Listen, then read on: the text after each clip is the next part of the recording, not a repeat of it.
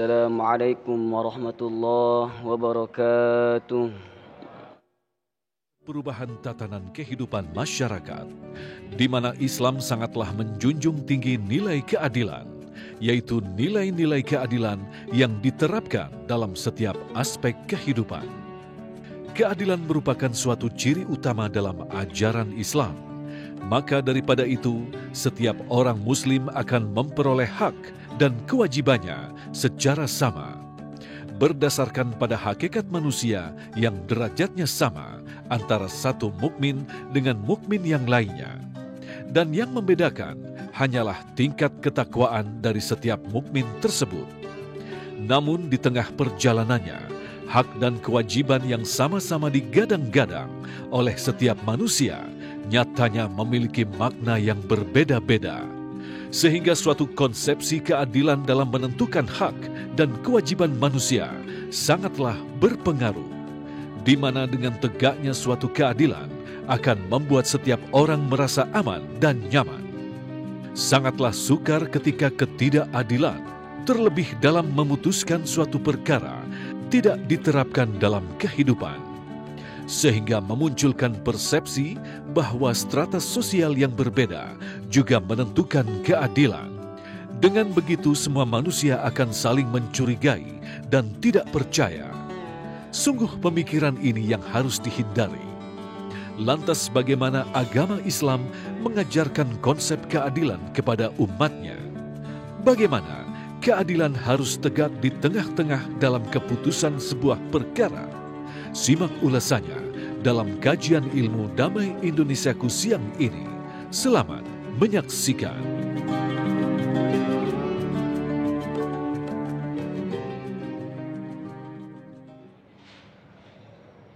A'udzu billahi minasy syaithanir rajim.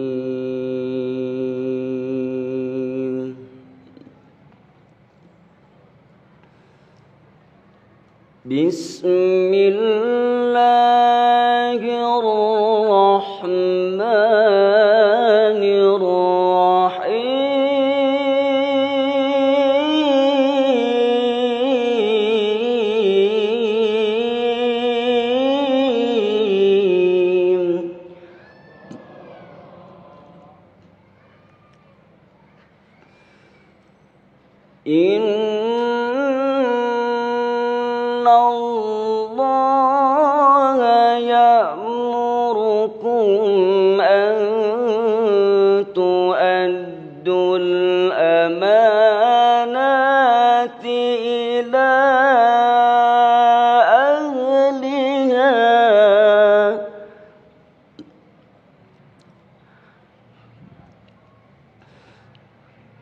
wa idza hakamtum bainan nasi an tahkumu bil adli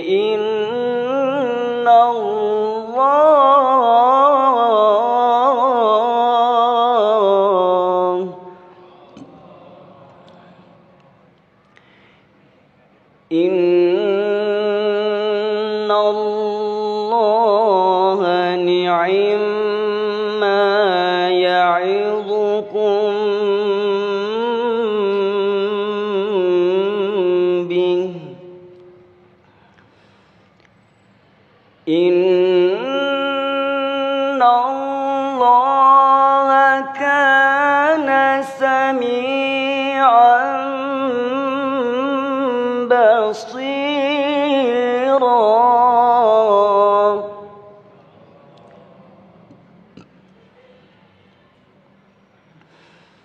Innallaha kana sami'an basira.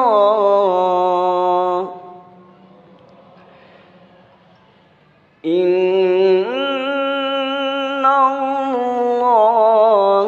kana sami'an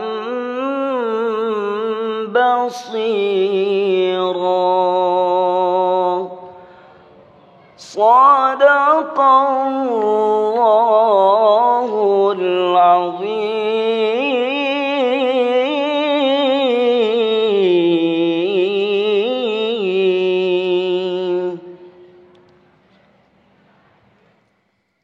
Assalamualaikum warahmatullahi wabarakatuh.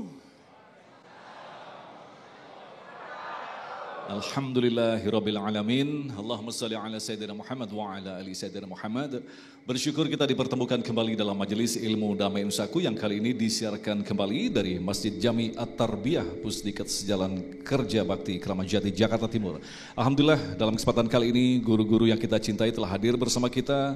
Ustadz Nur Fadilah, Ustadz Tile, kemudian Ujai, Ustadz Jailani yang akan mengangkat tema yang sangat menarik sekali berkaitan dengan keadilan dalam pandangan Islam. Mari kita simak bersama, insya Allah menjadi nasihat bagi kita. Dan jangan lupa untuk mempertajam tema kita telah siapkan 3 segmen dalam segmentasi tanya jawab nanti. Inilah Damai Indonesiaku yang dipersembahkan oleh Sarung Wadimor, tentu sarung kita. Selamat mengikuti.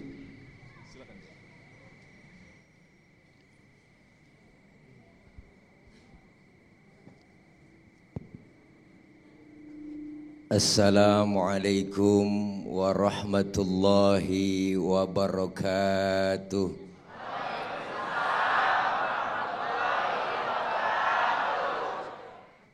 Bismillahi walhamdulillah. Alhamdulillahilladzi an'ama alaina bini'matil imani wal islam. Wassalatu wassalamu ala khairil anam wa ala alihi wa sahbihi bararatil kiram, amma ba'du.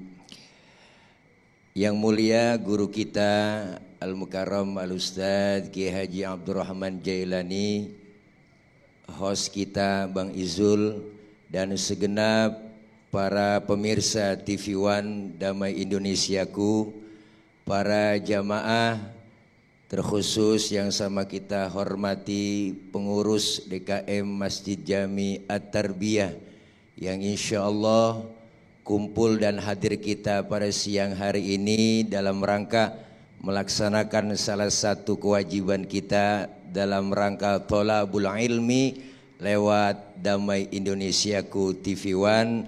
Semoga ilmu yang kita dapat bermanfaat buat kita semua.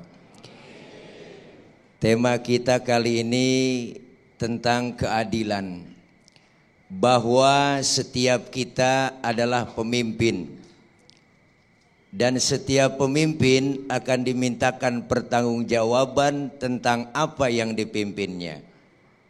Seorang RT dimintakan pertanggungjawaban tentang rukun tetangga yang dipimpinnya. Seorang RW akan dimintakan pertanggungjawaban tentang rukun warganya. Seorang lurah akan dimintakan pertanggungjawaban tentang kelurahan yang dipimpinnya. Begitu selanjutnya seorang camat, bupati, wali kota, gubernur, bahkan presiden, dan termasuk diri kita sendiri. Kullukum ra'in wa kullukum mas'ulun an ra'iyati. Setiap kita pemimpin dan setiap pemimpin akan dimintakan pertanggungjawabannya. Salah satu pemimpin yang dicintai oleh Allah adalah tentang keadilan.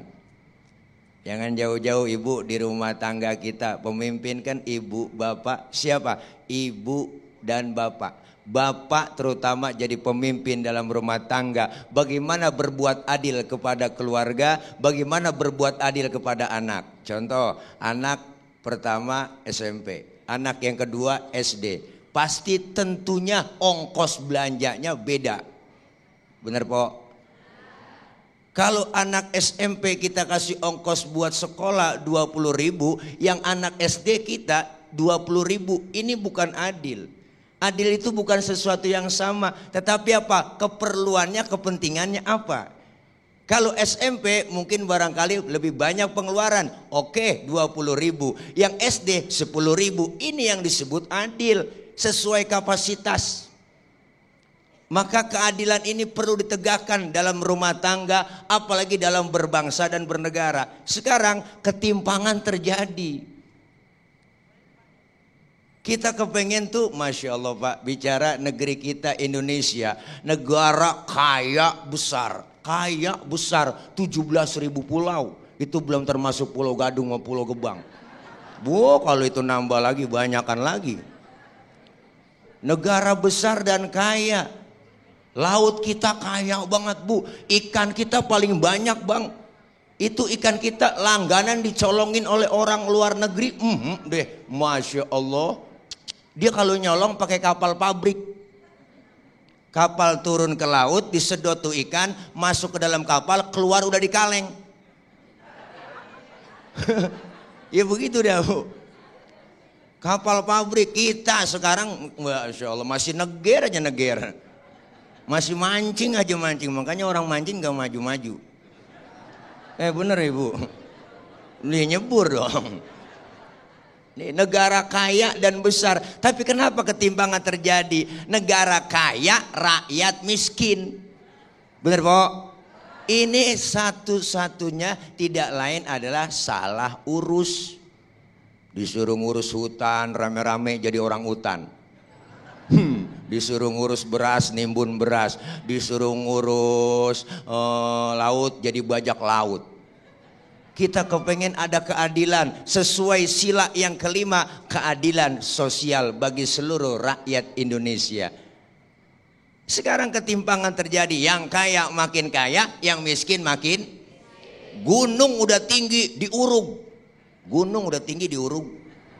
Gunung udah tinggi diuruk. Sumur udah dalam digali. Sumur udah dalam digali. Artinya apa? Kita pengen kesetaraan. Agar negeri kita, bangsa kita Indonesia butuh pemimpin-pemimpin yang adil. Pemimpin-pemimpin yang sayang kepada umat, sayang kepada rakyat. Makanya ketika Umar bin Abdul Aziz dilantik jadi khalifah, pertama yang keluar dari mulut beliau apa? Inna lillah wa inna ilaihi raji'un. Kenapa? Setiap pemimpin itu dia merasakan bahwa ini musibah. Kenapa? Kalau rakyatku lapar, biar aku orang yang pertama yang merasakan lapar. Tapi ketika rakyatku kenyang, biar aku orang yang terakhir yang merasakan kenyang. Ini sosok pemimpin yang mementingkan kepentingan umat. Bu, apalagi 2023 ini masuk bulan politik atau tahun politik, hati-hati. Hati-hati, jangan sampai salah pilih. Kita Bang, besok 2024 nih kan ibarat naik panjat pinang, yang paling capek yang di bawah. Orang kalau 17 Agustus lomba panjat pinang, yang paling capek yang di bawah. Yang di bawah udah diles-iles Bang. Lehernya melintir sono melintir kemari. Tapi hati orang yang diinjak di bawah ngomong, biarin, nggak ngapa-ngapa, gue sih diinjak di bawah. Asal lu naik ke atas. Tapi kalau udah di atas ingat dong, hadiah banyak, bawa turun, kita pecah rame-rame, kan cakep urusan. Kadang-kadang udah kita nyampe di atas habis juga garas semua Po. Allah, bensin diminum, solar diminum, aspal dimakan, kabel telepon dimakan juga, najong banget dah. Habis paci-paci aja repus semua. Wow, kalau pidato mantep banget, demi rakyat, buat rakyat, untuk rakyat, kenal kagak merakyat, swek banget. Ya Bu, rakyat cuma di atas namakan doang. Kita kepengen pemimpin yang adil. Disebut pemimpin kan karena ada yang bawahan ya Po. Disebut pejabat ada rakyat, disebut atasan ada bawahan. Coba-coba ibu dah pakai baju atasan doang nggak ada bawahannya. Wow. Kita saling perlu. Kenapa? Karena keadilan ini menuju kita ke arah apa? Ketakwaan. Ibu, ibu. I'dilu huwa aqrabu litaqwa. Keadilan itu mengarah kemana? Ketakwaan kita. Maka setiap kita pemimpin dan kita tentunya takut akan apa yang kita pimpin, dan pasti akan diberikan diminta pertanggungjawaban. Maka mudah-mudahan ya Bu, kedepannya kita semua setiap pemimpin insya Allah akan bertanggung jawab dengan apa yang kita pimpin. Yuk, keadilan merupakan salah satu tongkat kita, niat kita dengan apa? Dengan tulus ikhlas supaya apa? Berbuat tanpa pamrih. Keadilan jangan sampai diabaikan. Kita kepengen setiap langkah keadilan dalam berpolitik, keadilan dalam ekonomi, keadilan dalam hukum. Insya Allah jangan sampai ada hukum street justice, hukum jalanan. Giliran maling ayam dibakar, maling motor dibakar. Dia yang makan duit rakyat triliunan, enak bener anteng aja Po dia, nggak diapa-apain.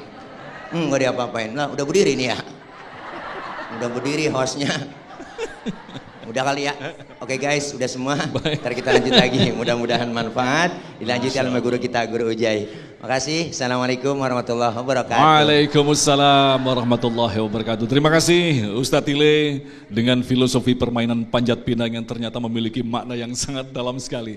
Nah, pemirsa yang dirahmati Allah, berbicara tentang keadilan. Ada pemimpin, ada yang dipimpin, dan tentu saja ada sistem tatanan yang disepakati bersama, yaitu yang disebut dengan hukum. Dan yang mampu menetapkan hukum berat, hukum ringan, dan sejenisnya adalah hakim. Lantas bagaimanakah hakim dalam pandangan Islam? Insya Allah Uji akan menjelaskan selepas pesan-pesan berikut ini. Tetaplah bersama kami, Damai Indonesiaku. Terima kasih pemirsa, masih bersama kami Damai Indonesiaku yang mengangkat tema tentang keadilan. Nah, sebagai pengantar di segmen ini yang akan disampaikan oleh Ujai, saya akan membacakan sebuah hadis yang diriwayatkan oleh Tirmidzi. Hakim itu ada 3, 2 di neraka dan 1-nya di surga. Seseorang yang menghukumi secara tidak benar, padahal ia mengetahui mana yang benar, maka dia di neraka. Yang kedua, seorang hakim yang bodoh lalu menghancurkan hak-hak manusia, maka ia di neraka. Dan yang ketiga, seorang hakim yang menghukumi dengan benar, maka ia masuk ke dalam surga. Itulah hakim dalam pandangan Islam. Selengkapnya kami persilakan pada Ujai. Tafadhol. Assalamualaikum warahmatullahi wabarakatuh.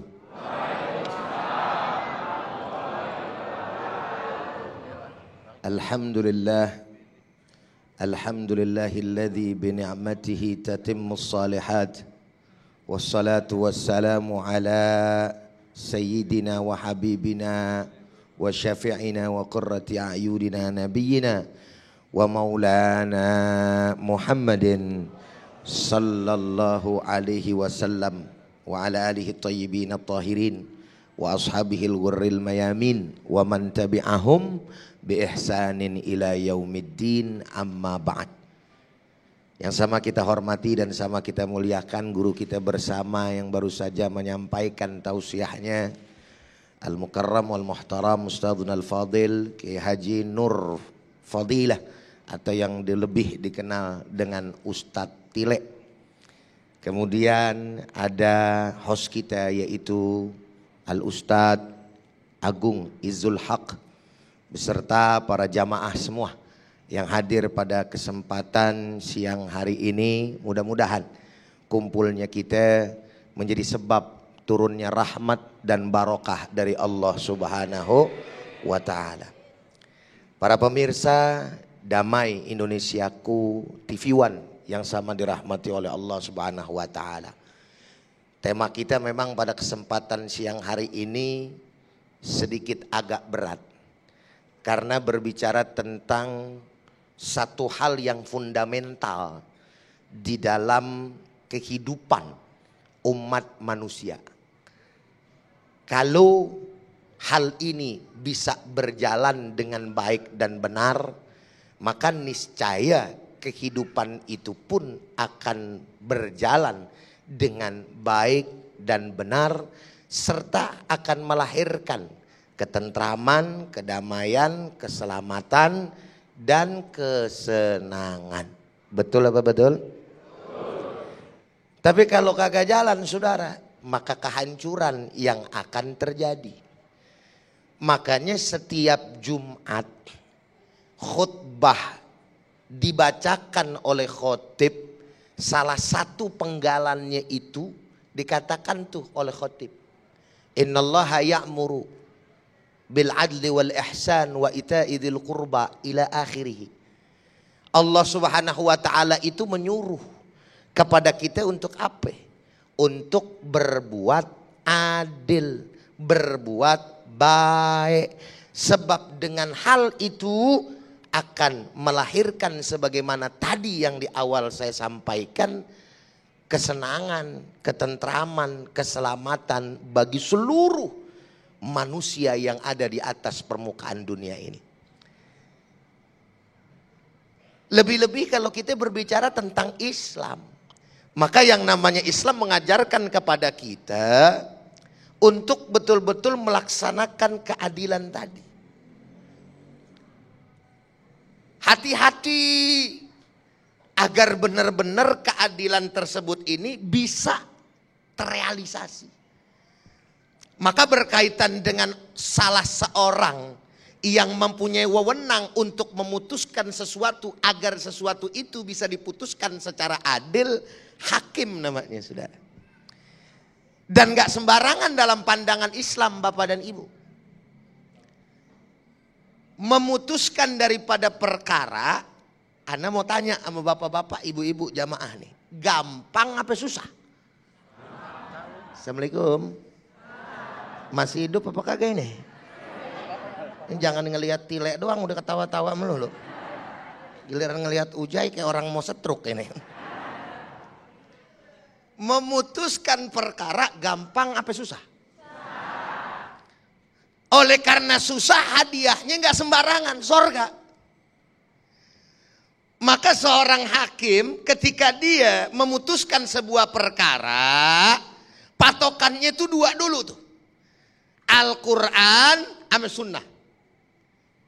Kalau misalkan dia nggak ketemu, Nabi besar Muhammad SAW menyarankan berijtihad. Nah, yang namanya berijtihad itu bersungguh-sungguh. Yang namanya bersungguh-sungguh itu mikir keras kalau bahasa kita. Ini kira-kira bagaimana saya putusin nih perkara ya. Kalau saya putusin begini kira-kira maslahatnya gimana. Kalau saya putusin begini kira-kira mudorotnya bagaimana. Ditambah lagi yang namanya seorang hakim kadang-kadang rentan. Ada yang namanya tekanan kanan kiri. Betul apa benar? Enggak tekanan iming-iming, saudara. Assalamualaikum. Benar apa kagak? Makanya kadang-kadang Ustadz Tile punya singkatan ketemu aja. Tadi saya dibisikin, jangan ampe jadi hakim yang singkatannya nggak enak. Apaan Ustadz Tile singkatannya? Hakim, hubungi aku kalau ingin menang, begitu katanya sudah. Asli bukan saya, Ustadz Agung dia tuh Tile. Artinya bukan semuanya begitu. Jangan sampai jadi hakim yang punya singkatan kayak begitu. Karena ada apa? Ada iming-iming di sekitarnya, saudara. Yang pada akhirnya apa? Memutuskan berdasarkan hawa nafsunya. Akhirnya termasuk golongan yang tadi itu. Hadis yang disampaikan oleh Mas Agung, oleh Ustadz Agung. Itu kan hadis luar biasa ya, saudara. Benar-benar diperhatikan oleh mereka yang memutuskan sebuah perkara demi kemaslahatan umat. Pahalanya juga nggak sembarangan. Idza hakamal hakim fajtahada summa asaba falahu ajrani. Apabila seorang hakim dia memutuskan perkara diiringi dengan dia berijtihad, lalu pendapatnya benar, putusannya benar, cakep, bagus gitu, maslahat. 2 pahala bagi dirinya, saudara. Wa idza hakamal hakim wa idza hakama fajtahada summa akhta'a falahu ajrun. Tuh. Satu lagi, jangan kata benernya, salahnya dapat pahala. Masya Allah. Assalamualaikum. Tapi pahala yang dimaksud biar kata salah dapat yang bagaimana? Yang dia udah betul-betul keras berpikir untuk memutuskan perkara tersebut dengan sebaik-baiknya. Tapi karena namanya manusia pasti ada ruang salah. Betul apa betul? Si hakim salah. Salahnya masih dapat pahala. Kenapa? Karena dia sudah berijtihad. Alhamdulillah. Ini mohon maaf lahir batin nih. Bukan perkara kita ngebahas begini terus enak nih nyindir-nyindir hakim. Enggak. Betul enggak? Tapi karena memang posisi hakim itu adalah posisi yang amat sangat luar biasa. Dia akan menjadi manusia yang mulia dalam pandangan Islam. Tapi dia juga akan menjadi manusia yang paling hina dalam pandangan Islam. Manakala dia tidak mampu untuk melaksanakan tugasnya dengan baik dan benar. Makanya kagak gampang jadi yang namanya pejabat. Betul apa enggak? Benernya kita kadang-kadang disalahin orang. Betul gak? Belum apa-apa. Apalagi kalau ngadepin nenek-nenek sama emak-emak. Aduh. Ampun dah. Dia mah kagak mau salah aja bawaannya. Betul gak Pak ya? Tapi memang begitu ngadepin masyarakat. Maka saudara hadirin, bagi para hakim, perhatikanlah hadis apa yang disampaikan oleh baginda Nabi besar Muhammad SAW yang telah disampaikan oleh Ustadz Agung tadi di awal. Itu menggambarkan 2 dari 3 hakim. Bayangin, 2 dari 3 hakim masuk. Artinya potensi hakim yang tidak benar itu lebih banyak ketimbang potensi hakim yang benar. Betul apa betul? Karena beliau juga sudah kita undur diri. Ini yang disebut dengan keadilan.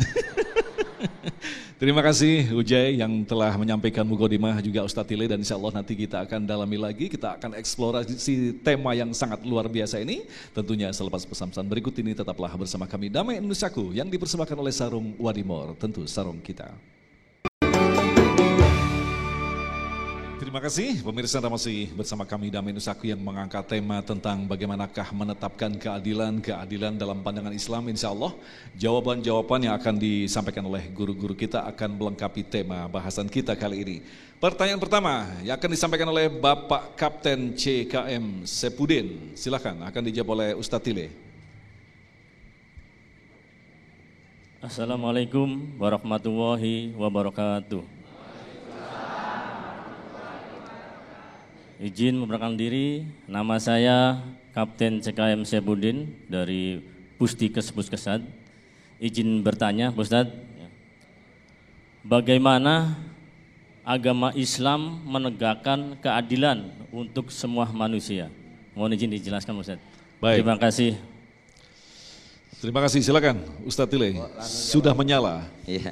Terima kasih Pak Kapten. Wah, pertanyaannya yang nanya Kapten. Ya Allah, Pak Kapten izin bahwa keadilan menurut pandangan Islam, bahwa Islam mengatur setiap kita adalah pemimpin dan pemimpin akan dimintakan pertanggungjawabannya. Dan setiap pemimpin harus berbuat adil.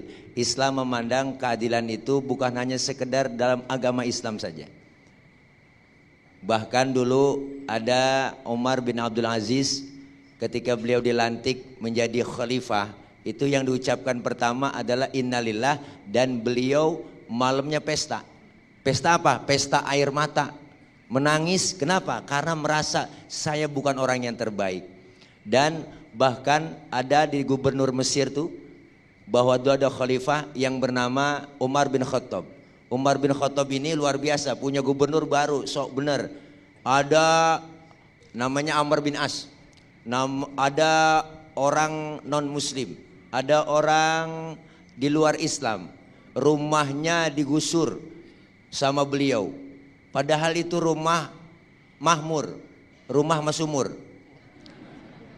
Segitu-gitunya, karena ada planning dari gubernur bahwa mau dibangun masjid, digusur. Laporan ini nggak terima Yahudi ini, laporan. Wah, khalifah ini pasti ada gubernur, pasti ada pemimpinnya nih, ada yang atasan lagi. Wah, datanglah dia ke khalifah Umar bin Khattab mengadu bahwa saya Yahudi, saya miskin, gubernur bapak di sono sok banget, main gusur-gusur aja. Saya pengen ketemu dengan Umar bin Khattab, kagak tahu yang ditanya Umar bin Khattab, beliau sendiri. Artinya apa? Selesai begitu, Yahudi, kau ambil tulang. Di situ ada tulang tuh di tong sampah, ambil bawa kemari, langsung digaret dengan ujung pedangnya Sayyidina Umar bin Khattab, seret, kasihin ke gubernur Amr bin As. Wah, bingung ini Yahudi, datang jauh-jauh dari Mesir, Masya Allah, cuma dikasih tulang. Yang ngomong juga kayak tulang ini. Ya, saya kan bukan ustadz atlet, antara tulang dan kulit begini Bu, puas deh ya. Jadi kaget ini seorang Yahudi. Artinya apa? Dibawa tuh datang tulang, disampaikan ke gubernur Amr bin As. Kaget itu Amr bin As ngelihat apa? Garis lurus di atas tulang. Ternyata secara tidak langsung Umar bin Khattab memberikan pesan kepada Amr bin As supaya apa? Hei, kau jangan mentang-mentang jadi gubernur, sok banget main gusur-gusur aja. Lihat, berbuat adillah kau. Kalau tidak bisa berbuat adil, kau akan aku luruskan dengan ujung pedangku. Begitu kira-kira. Jadi Islam luar biasa. Bukan hanya dalam kalangan Islam, Pak, tapi seluruhnya Islam itu mengayomi. Seorang Yahudi enggak jadi digusur. Lantaran apa? Lantaran karena Islam ternyata adil, Pak. Islam ternyata hebat, luar biasa. Enggak jadi dia, Pak, tuh silakan dah, yang mau dibangun bangun aja. Akhirnya seorang Yahudi masuk Islam lantaran kenapa? Karena keadilan yang diberikan oleh Islam. Ajarannya bukan hanya sekedar umat Islam, tapi universal, mengatur dalam segi kehidupan apapun dan sampai kepada kalangan umat manapun. Itulah hebatnya Islam. Makanya kompilasi hukum Islam diambil sebagai rujukan. Di KUHP ada, di GBHN ada. Nah itu Masya Allah luar biasa. Yang ngerti hukum, beliau S2, S3, S4, S6. Ya, mudah-mudahan insya Allah itu memberikan jawaban yang memuaskan. Karena Islam itu universal. Bukan hanya hukum adil itu dalam pandangan Islam saja, tapi seluruh agama, seluruh umat diajarkan dan dianjurkan melalui rujukan hukum-hukum Islam yang untuk berbuat adil. Amin ya rabbal alamin. Itu barangkali Pak Kapten mohon izin tak kalau kita kurang puas kita ngobrol di luar, kita minta rekening. Bercanda Pak Kapten. Berat. Ujai, mungkin sebelum kita lanjutkan ke pertanyaan selanjutnya dari Ibu Dani, kita sedikit kembangkan. Inti daripada keadilan bukan sekedar hakim menetapkan hukum, tetapi mencapai pada titik keridohan di antara orang-orang yang berseteru. Nah, ridho ini kan sifatnya sangat subjektif sekali, gitu. Seperti yang ditetapkan tadi. Seorang Yahudi diberikan keadilan, mungkin di lain sisi ketika menimpa kita, ya udah deh saya terima, tetapi belum nyampe pada titik ridho. Bagaimana ini pendapat Ustaz? Kalau keridhaan begini intinya, bahwa segala sesuatu putusan, ketika putusan itu adil maka sudah pasti benar. Itu aja dulu. Kenapa? Karena apa sih makna adil? Makna adil itu kebalikan daripada makna zalim. Ya, jadi al-adlu wad'u syai' fi mahallih, menempatkan sesuatu pada tempatnya, gitu kan? Jadi artinya kalau berbicara penempatan yang sudah benar, maka insya Allah biasanya akan melahirkan daripada keridhaan, gitu ya, melahirkan daripada keridhaan, menerima. Gitu. Nih yang namanya peci taruhnya di pala, udah bener apa belum? Ibu ngelihatnya enak apa kagak? Redo apa kagak hati? Tenang apa kagak? Kalau saya rubah begini jadinya bagaimana urusannya? Hah? Nggak enak kan? Iya, iya. Jadi artinya adalah, pakai lagi dulu, biasanya akan melahirkan daripada keridhaan tersebut karena menempatkannya sudah benar. Sedangkan kezaliman akan melahirkan ketidakridhaan. Nah tetapi tambahan sedikit Mas Agung, berbicara tentang persoalan putusan gitu kan, ini kaitan dengan keimanan. Ada kadang hal-hal yang diputuskan itu tidak membuat seseorang puas. Tidak membuat seseorang puas. Maka iman yang bermain di sini. Kalau memang dia tahu keputusan tersebut berdasarkan apa yang memang diridhoi oleh Allah Subhanahu wa taala, maka iman seharusnya menerima itu. Tapi manakala kemudian dia menolak padahal itu sudah sesuai dengan apa yang diridhoi oleh Allah Subhanahu wa taala, berarti keimanannya yang sedang bermasalah.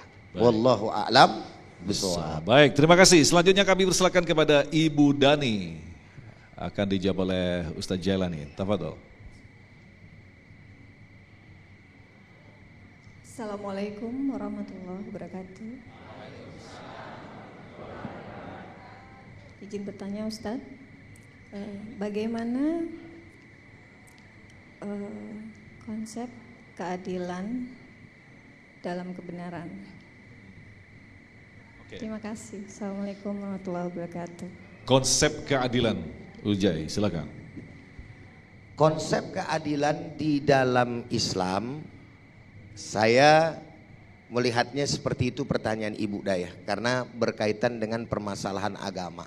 Tentu segala sesuatu yang diridhoi oleh Allah Subhanahu wa Ta'ala, yang pada akhirnya sekarang kita terima ini dalam bentuk aturan dan syariat yang diturunkan oleh Allah Subhanahu wa Ta'ala kepada seluruh umatnya lewat para nabi dan rasulnya. Ketahuilah, ini merupakan bagian dari cakupan akidah. Hati-hati. Apapun yang Allah Subhanahu wa Ta'ala berikan kepada kita, yang Allah Subhanahu wa Ta'ala turunkan kepada kita, pasti baik. Assalamualaikum. Apa yang Allah turunkan, apa yang Rasul atur buat kita, sudah pasti baik. Kalau baik di sana udah otomatis di dalamnya ada unsur keadilan. Nggak mungkin enggak, betul nggak? Maka bagi kita tidak boleh meragukan, ya kan?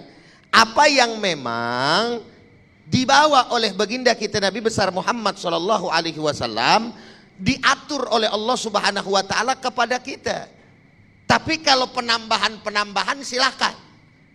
Dalam pengertian penambahan tersebut hal-hal yang berkaitan dengan sesuatu yang belum ada di zaman dulu, mengenai perkara-perkara dunia. Makanya Nabi mengatakan apa? Antum a'lamu bi umuri dunyakum, kamu lebih tahu urusan daripada dunia kamu tuh lebih tahu. Atur dengan sebaik-baiknya. Tetapi pongkol dan asalnya tetaplah Al-Quran dan Sunnah baginda Nabi besar Muhammad Sallallahu Alaihi Wasallam. Maka sekali lagi saya ulang ayat Allah Subhanahu Wa Taala tentang kepastian, ya, daripada kebenaran Nabi dan Rasul digambarkan di dalam ayat. Ya ayyuhalladzina amanu ati'ullaha wa ati'ur rasula wa ulil amri minkum. Ini menarik ayat. Wahai orang-orang yang beriman, taatlah engkau kepada Allah. Perhatikan baik-baik nih. Assalamualaikum. Allah memerintahkan kepada siapa? Kita, betul nggak? Untuk apa? Taat kepadanya. Ya. Nah, ketika memerintahkan taat kepada zatnya, kata taat itu dibawa nggak di dalam ayat ini? Assalamualaikum. Ini pingsan apa tidur nih? Ada apa enggak ayatnya? Ada enggak katanya? Atiullaha, taatlah kalian kepada Allah. Ada enggak kata taatnya di bawah? Di bawah ya. Wa atiur rasul, huruf atop.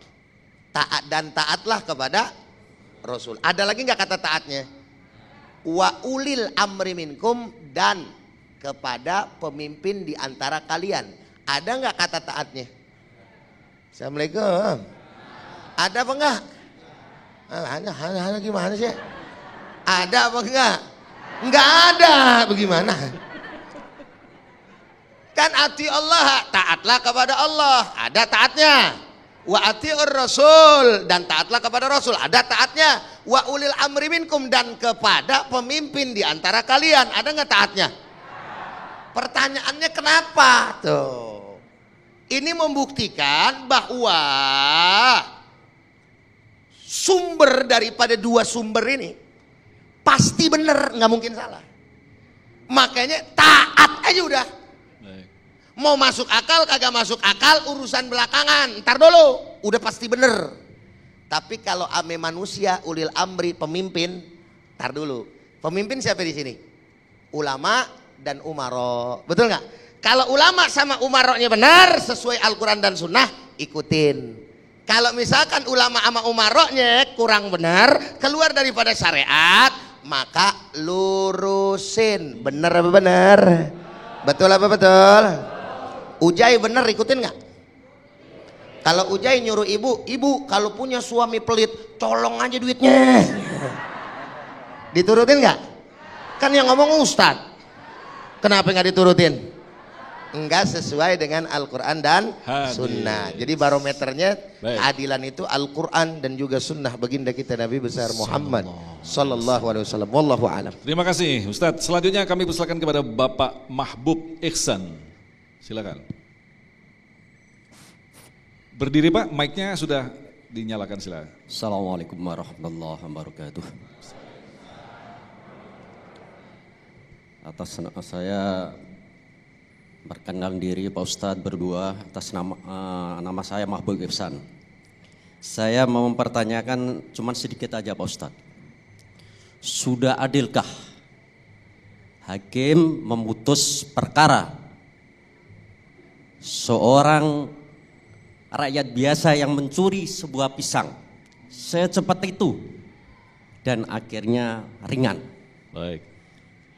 Dengan pejabat tinggi negara yang melakukan korupsi, itu prosesnya lama sekali, putar-putar dan akhirnya memberatkan. Baik. Terima kasih. Bagaimana menurut Ustadz Dua, menurut pandangan Islam? Baik. Assalamualaikum warahmatullahi wabarakatuh. Waalaikumsalam warahmatullahi wabarakatuh. Kalau pertanyaan yang sulit begini Ustadz Tile bagiannya, insya Allah ya. Kita akan jawab selepas pesan-pesan berikut ini. Damai Indonesiaku.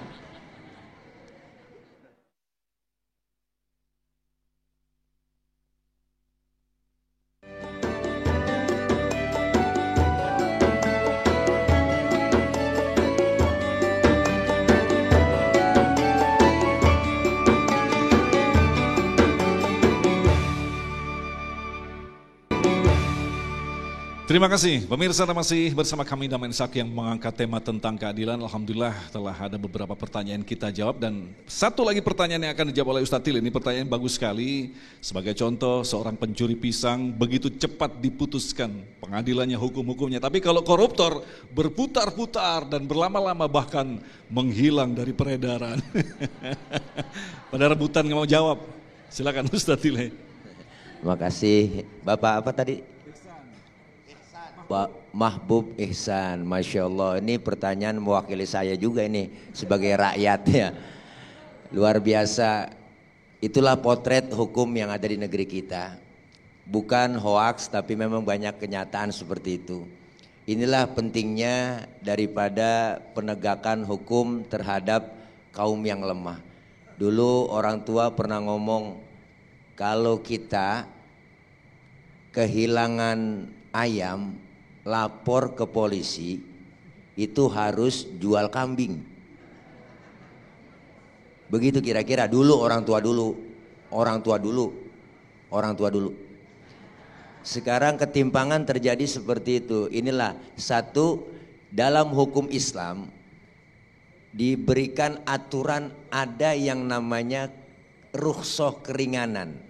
Dilihat hukum kausalnya, kenapa dia bisa menyolong pisang. Pertama, satu karena urusan perut.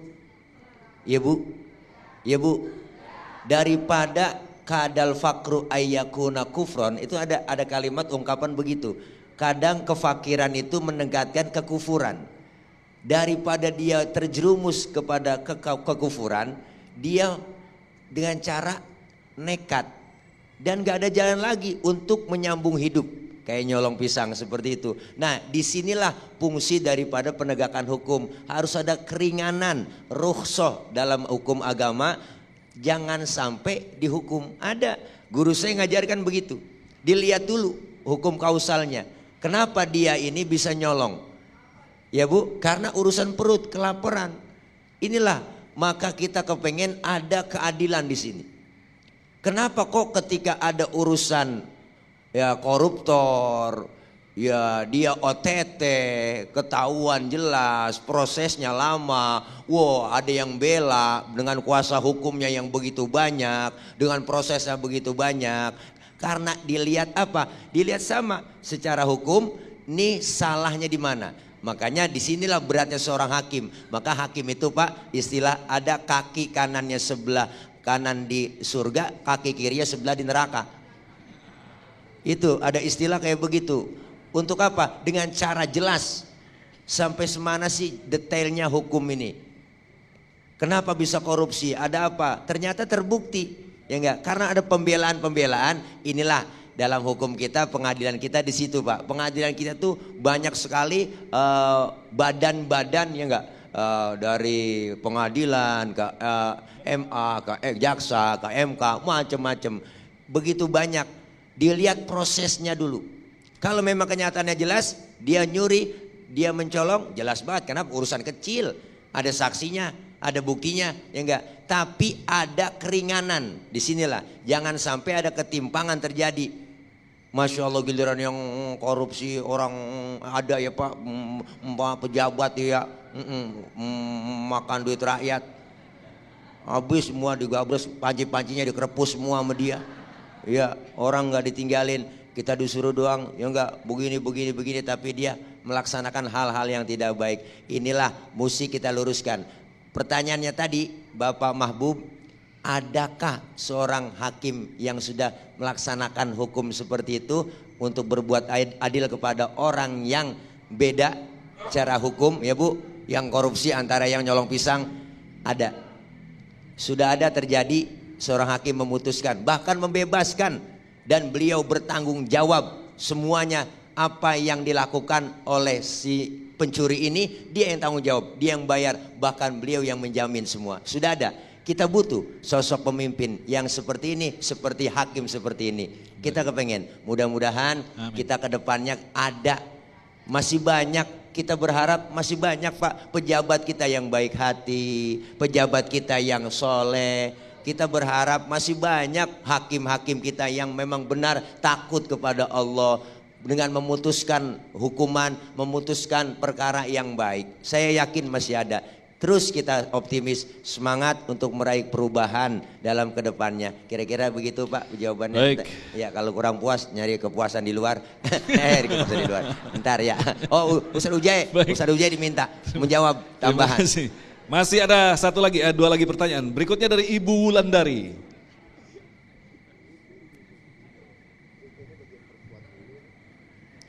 Assalamualaikum warahmatullahi wabarakatuh. Izin memperkenalkan, nama saya Ibu Wulandari.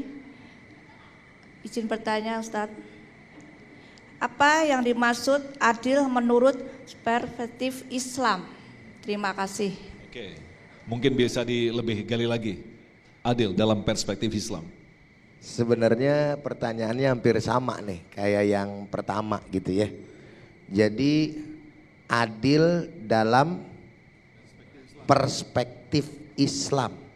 Ya adil dalam perspektif Islam sebagaimana yang juga tadi saya sampaikan. Jadi adil adalah menempatkan sesuatu pada tempatnya, itu adil. Wada'u syai' fi mahalli. Sedangkan zalim wada'u syai' fi ghairi mahallihi, menempatkan sesuatu itu bukan pada tempatnya. Adil, saya tekanin lagi dah, sebagaimana yang tadi disampaikan juga sama Ustaz Tile, bahwasannya perlu diingat lagi bahwa yang namanya adil enggak selamanya kudu sama enggak selalu adil, tetapi sesuai dengan porsi. Sesuai dengan porsi. Kalau tadi Ustadz Tile memberikan contohnya kepada anak kita aman tuh. Aman, ya kan? Coba kalau misalkan ngasih perumpamaannya istri pertama sama istri yang kedua, dipelototin loh. Bagaimana aja? Artinya kalau secara penempatan baik buat anak gitu kan, sama juga ini bagi yang poligami ini mah gitu ya. Assalamualaikum. Udah mulai berubah kan mukanya kan. Jadi artinya juga berbeda, nggak bisa istri yang punya anak 3, yang satu punya anak cuman 1, dikasihnya sama, adil apa kagak itu? Kagak. Kenapa? Karena memang porsinya beda. Pelaku lu, fitnah nih. Jadi Bapak dan Ibu sekalian, para pemirsa Damai Indonesiaku, TV One dimanapun Anda berada, simpel saja sebenarnya kacamata keadilan dalam pandangan Islam. Dan dalam pandangan Islam, adil itu benar-benar harus rata. Rata, nggak sama, diulang lagi. Kan tadi rata. Maksudnya rata apa? Enggak pandang bulu. Dan itu juga sudah disampaikan. Nih ngerangkum nih jadinya jawaban nih sebenarnya ngerangkum dari yang tadi nih. Mau dia kafir dalam istilah agama, dalam istilah kebangsaan kita adalah non muslim, mau dia muslim gitu loh. Ketika dia ada di bawah kepemimpinan daripada Islam, maka dia harus merasakan keadilan itu. Dan Islam dari sepanjang sejarah Bapak dan Ibu sudah membuktikan bentuk keadilan itu. Enggak ada judulnya, kalau kita mau jujur dengan sejarah, ketika Islam berjaya dan di bawah Islam itu ada agama-agama yang lain, maksudnya di bawah kekuasaan Islam, lalu agama-agama yang di bawah kekuasaan Islam itu rugi, enggak ada. Assalamualaikum. Ada enggak kira-kira? Yang dijajah umpamanya, yang dirugikan umpamanya, enggak, diperlakukan secara adil. Sebagaimana Umar bin Khattab, kemudian beliau menguasai kota-kota, negara-negara di luar daripada Jazirah Arabia. Ada gereja di sana, tempat ibadah di sana segala macam. Apakah mereka kemudian pada akhirnya mengalami daripada ketidakadilan? Enggak. Bahkan mereka melihat bentuk keadilan Islam. Enggak usah jauh-jauh nyebrang dulu. Di Mekah saja ketika turunnya surat Idza jaa nasrullahi yang dikenal dengan peristiwa Fathu Makkah, itu sudah melihat bagaimana keadilan kebijaksanaan Muhammad Rasulullah Sallallahu Alaihi Wasallam terhadap orang-orang yang di luar daripada agamanya. Apa balas dendam Nabi Muhammad? Sedangkan kala itu yang namanya abu-abu, para abu-abu udah pada ketakutan. Abis kita ini sama Muhammad nih, abis kita sama umat Islam nih, sebagaimana kita dulu menghabisi mereka. Tapi apa kata Nabi? Man adza dhimmiyan faqad adzani, wa man adzani faqad adallah.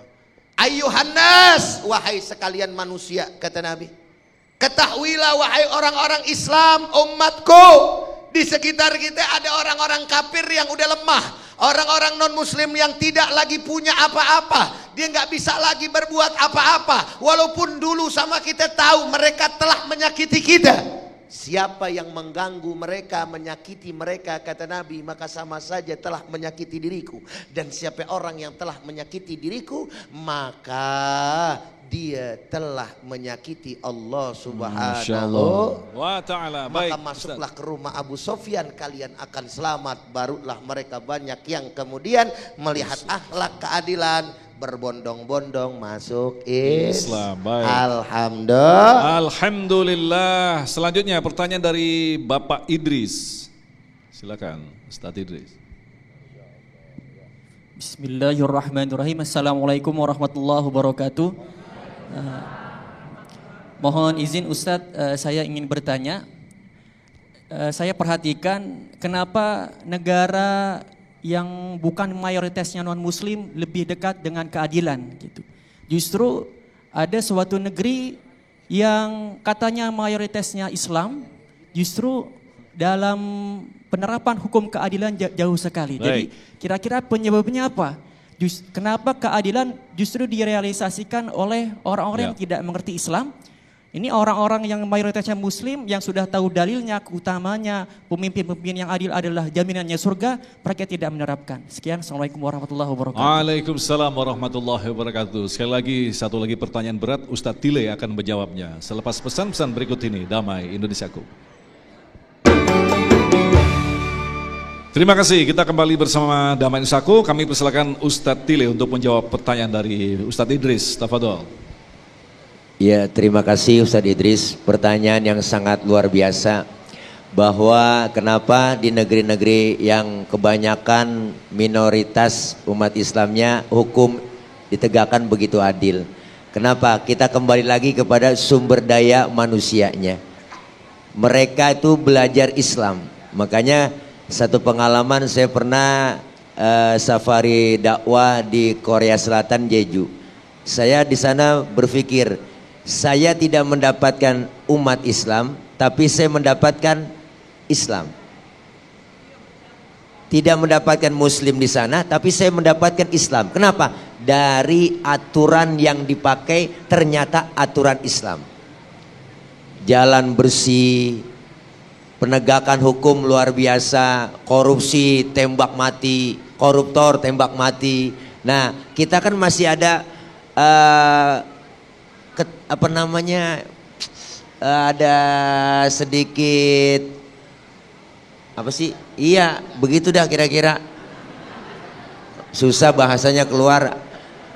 Efek jerak saja kayak begitu. Tapi memang konsepnya luar biasa. Yang dipakai itu konsep Islam sebenarnya. Dia pelajari Islam, dia pelajari Quran, dia pelajari hadis. Semua dari gaji saja, gaji honor itu nggak pernah telat. Nggak pernah telat. Bahkan pekerja di sana PMI itu, pekerja migrasi Indonesia, luar biasa ketika sudah kerja dengan satu bos. Nah, ini bosnya itu memberikan semuanya apa? Kepastian hukum. Dijaga keamanan hukumnya, dijaga gajinya, kemudian juga pokoknya ini pekerja itu ditenang aman udah. Kesehatannya, tunjangannya. Nah, ini kenapa? Ini kan semua pakai konsep Islam. Kenapa? Di negara yang mayoritas Islam, tetapi penegakan hukumnya enggak begitu ditegakkan secara adil. Satu, kembali lagi kepada sumber daya manusianya. Kita kepengen sebenarnya negara kita Indonesia udah pakai hukum Islam. Hukum perkawinan pakai hukum Islam, ya kan? Hukum dari penegakan keadilan ada dalam Islam. Makanya kompilasi hukum Islam itu melalui ya itu begitu. Gue mau biar lu ngomong, J. Baik, Ustaz. Lu KUHP, ya, GBHN. Apa tuh GBHN? Garis besar, enggak, gaji buras hutang numpuk. Nah, baik, terima kasih Ustaz Tile. Iya. Intinya begitu, Guru. Baik. Jadi kembali lagi Bang Ustaz, sumber daya manusianya. Kita kepengen ada perubahan. Ada perubahan penegakan hukum. Kayak koruptor boleh, ya enggak? Di Indonesia diterapkan koruptor tembak mati. Wow. Ngeri itu. Insya Allah berkurang. Dan mudah-mudahan kita semua bisa sedikit demi sedikit merubah. Amin, ya Allah, merubah ya daripada Rabbal penegakan hukum melalui apa yang memang diajarkan melalui Islam. Dan bisa diterapkan untuk seluruh, bisa mendapatkan keadilan sosial bagi seluruh rakyat Indonesia. Amin ya Allah ya Rabbal Alamin. Terima kasih Ustadz Tile, Ujay, yang telah berbagi nasihat sekaligus ilmu bagi kita. Sekali lagi agar kita berhati-hati dalam menetapkan keadilan di dunia ini. Karena kelak akan ada satu momentum pengadilan yang maha adil. Dan yang menjadi hakimnya adalah Allah Subhanahu wa Ta'ala. Insya Allah apa yang kita dapatkan dalam kesempatan kali ini akan memperbaiki kualitas kita, terutama dalam aspek keadilan. Tetaplah bersama kami, Damai Indonesiaku.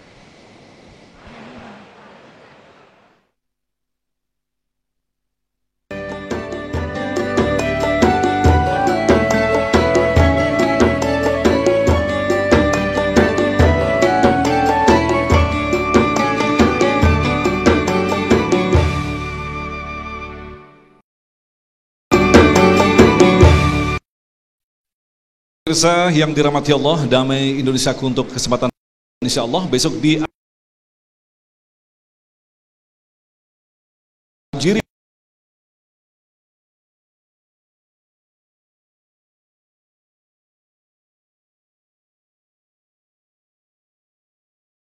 kita. Assalamualaikum warahmatullahi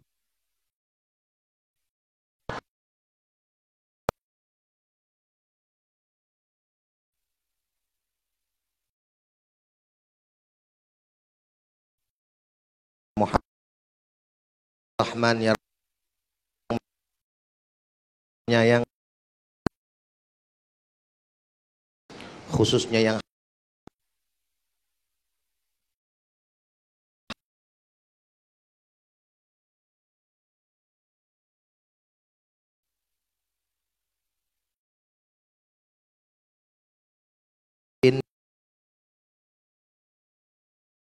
yang sayang cinta kepada kami sebagai rakyatnya ya Allah.